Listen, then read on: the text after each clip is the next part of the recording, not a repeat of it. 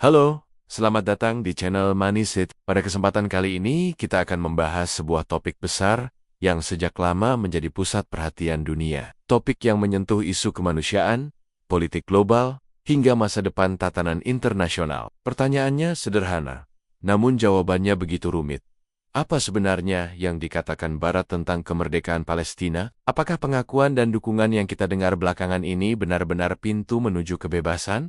Atau justru sebuah jebakan diplomasi yang bisa menjebak rakyat Palestina dalam lingkaran baru ketidakpastian? Memasuki tahun 2025, kita melihat dinamika yang berbeda dari sebelumnya. Perang panjang sejak Oktober tahun 2023 telah menghancurkan sebagian besar Gaza, menewaskan ratusan ribu warga sipil, dan memicu krisis kemanusiaan terbesar dalam beberapa dekade terakhir. Tekanan global semakin keras. Demonstrasi pro-Palestina muncul di banyak kota besar dunia, mulai dari London, Paris, New York, hingga Sydney. Gelombang solidaritas ini tidak lagi bisa diabaikan oleh para pemimpin Barat, sehingga isu pengakuan Palestina akhirnya kembali ke meja utama diplomasi internasional. Di Eropa, Prancis tampil sebagai motor utama. Presiden Emmanuel Macron pada pertengahan 2025 menyatakan bahwa negaranya siap mengakui kemerdekaan Palestina secara resmi. Ia menyebut langkah itu bukan hanya simbol, melainkan kewajiban moral untuk mengakhiri penderitaan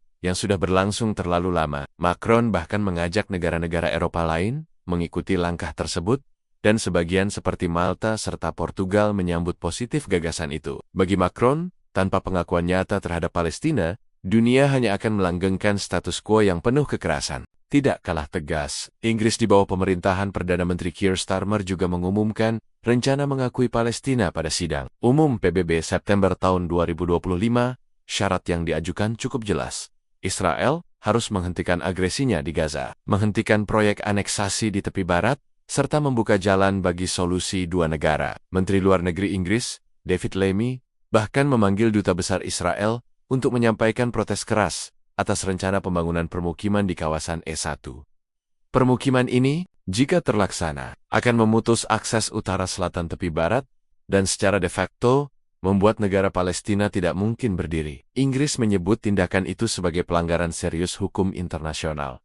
Kanada juga mengambil langkah berani. Perdana Menteri Mark Carney mengumumkan bahwa negaranya akan mengakui Palestina. Dengan beberapa syarat, Palestina harus mendemilitarisasi, mengadakan pemilu demokratis pada 2026, serta memastikan Hamas tidak lagi menjadi bagian pemerintahan. Banyak pihak menilai syarat-syarat ini sebagai bentuk intervensi politik. Namun Carney beralasan bahwa tanpa stabilitas internal, negara baru itu akan sulit bertahan. Sementara itu, Australia bergerak lebih cepat dibanding yang lain. Pada 11 Agustus tahun 2025, Perdana Menteri Anthony Albanese resmi mengumumkan pengakuan terhadap kemerdekaan Palestina. Menurutnya, langkah ini adalah upaya terakhir untuk menjaga agar solusi dua negara tidak mati total. Tetapi keputusan ini langsung memicu badai diplomatik. PM Israel Benjamin Netanyahu mengecam keras, menuduh Albanese memberi hadiah bagi terorisme. Israel pun memanggil pulang duta besarnya dari Canberra. Retorika Netanyahu bahkan lebih tajam. Ia menyebut reputasi Albanese sebagai pemimpin dunia selamanya ternoda. Tidak hanya 4 negara ini, sejumlah negara barat lain ikut bergerak. Portugal, Malta, San Marino, dan beberapa anggota Uni Eropa lain sudah menyatakan niat untuk ikut serta dalam pengakuan. Konferensi internasional di Bogor bahkan memperlihatkan dukungan lebih luas, terutama dari Amerika Latin dan Afrika, untuk segera memberi legitimasi penuh bagi Palestina. Namun, di balik gelombang dukungan ini, tersimpan sejumlah pertanyaan besar. Apakah semua ini sungguh-sungguh demi kebebasan Palestina, atau justru jebakan politik? Pertama, mari kita bicara tentang sifat pengakuan itu sendiri. Bagi Palestina, pengakuan dari negara-negara barat memang memberi legitimasi baru di panggung dunia. Palestina akan lebih mudah bergabung dalam badan-badan internasional, termasuk Pengadilan Pidana Internasional yang bisa digunakan untuk menuntut Israel atas kejahatan perang. Pengakuan ini juga menegaskan bahwa dunia tidak lagi bisa menutup mata terhadap hak rakyat Palestina untuk memiliki tanah air. Tetapi, pengakuan ini juga penuh syarat. Kanada, misalnya, menuntut demilitarisasi. Inggris menekankan penghentian aneksasi Israel. Australia menegaskan bahwa langkahnya harus dipandang sebagai dorongan, bukan akhir. Semua syarat ini menunjukkan bahwa kebebasan yang ditawarkan bukanlah kebebasan mutlak, melainkan kebebasan dengan ketentuan. Bagi sebagian analis, Hal ini justru bisa menjadi jebakan. Palestina diberikan pengakuan, tapi dengan kerangka yang didesain pihak luar, bukan berdasarkan kehendak rakyatnya sendiri. Kedua, mari lihat posisi Amerika Serikat. Hingga kini Washington masih menolak untuk mengakui Palestina secara resmi. Sikap ini konsisten dengan kebijakan luar negeri Amerika Serikat yang selama puluhan tahun selalu berpihak pada Israel. Meskipun survei terbaru menunjukkan 59%, rakyat Amerika mendukung pengakuan Palestina, pemerintah tetap menahan diri. Alasannya sederhana. Lobi politik pro-Israel masih sangat kuat, dan Israel dianggap sebagai sekutu strategis yang tak tergantikan di Timur Tengah. Tanpa dukungan AS, pengakuan dari negara barat lainnya berisiko berhenti pada simbolisme semata. Ketiga, situasi di lapangan justru menunjukkan arah yang berlawanan. Israel terus memperluas permukiman ilegal di tepi barat, termasuk rencana besar di kawasan E1, lebih dari 20 negara, termasuk Inggris, Australia, dan Kanada, mengecam keras keputusan itu. Namun, tanpa sanksi nyata seperti embargo ekonomi atau penghentian ekspor senjata, Israel nyaris tidak terpengaruh. Fakta ini membuat banyak orang skeptis. Apa gunanya pengakuan Palestina di atas kertas, jika di lapangan tanah Palestina terus dicaplok? Keempat, Palestina sendiri masih menghadapi persoalan internal besar.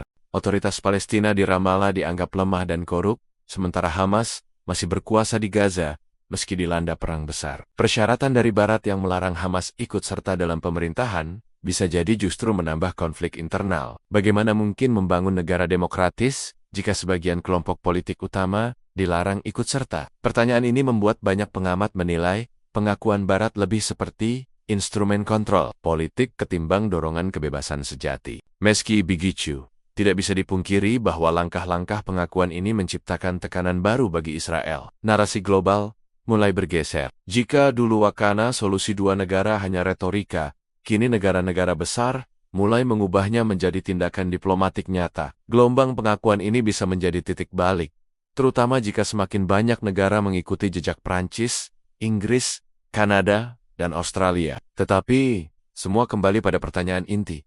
Apakah Barat akan melangkah lebih jauh dari sekadar simbol?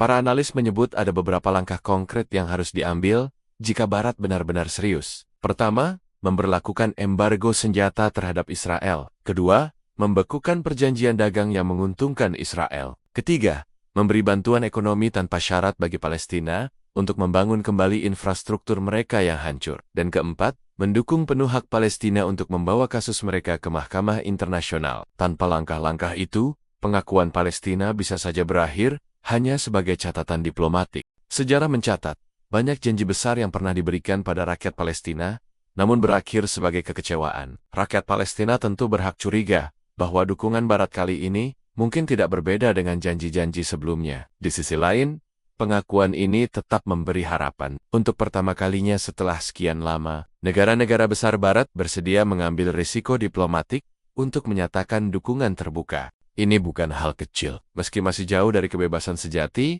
langkah ini bisa menjadi batu loncatan penting, terutama jika negara-negara lain ikut bergabung dalam gelombang pengakuan. Bagi rakyat Palestina, pengakuan ini adalah simbol bahwa dunia tidak melupakan mereka, bahwa meski Israel masih berkuasa di lapangan, ada legitimasi internasional yang berpihak pada mereka. Bagi generasi muda Palestina, simbol ini bisa menjadi motivasi untuk terus memperjuangkan hak mereka. Jadi, apa yang dikatakan Barat tentang kemerdekaan Palestina di tahun 2025? Jawabannya kompleks. Di satu sisi, mereka menawarkan harapan dan membuka pintu menuju legitimasi internasional. Di sisi lain, mereka menaruh syarat yang ketat, membatasi ruang gerak Palestina, dan belum berani mengambil langkah nyata melawan Israel. Inilah dilema yang membuat banyak orang melihat pengakuan ini sebagai pedang bermata dua, bisa menjadi jalan menuju kebebasan, atau justru jebakan baru yang memperpanjang penderitaan. Pada akhirnya, masa depan Palestina tidak hanya ditentukan oleh deklarasi Barat. Kemerdekaan sejati akan datang jika rakyat Palestina sendiri mampu bersatu, jika dunia bersedia menekan Israel secara nyata, dan jika komunitas internasional berani menegakkan hukum tanpa pandang bulu. Pengakuan hanyalah langkah awal, bukan akhir. Demikianlah pembahasan kita kali ini tentang apa yang dikatakan Barat tentang kemerdekaan Palestina, jebakan, atau kebebasan. Semoga narasi ini bisa memberi gambaran yang lebih jelas tentang kompleksitas isu yang sedang terjadi di tahun ke-2025. Terima kasih sudah menonton channel Manisip. Jangan lupa untuk like, share, dan subscribe agar tidak ketinggalan analisis mendalam lain seputar ekonomi dan geopolitik dunia. Sampai jumpa di episode berikutnya.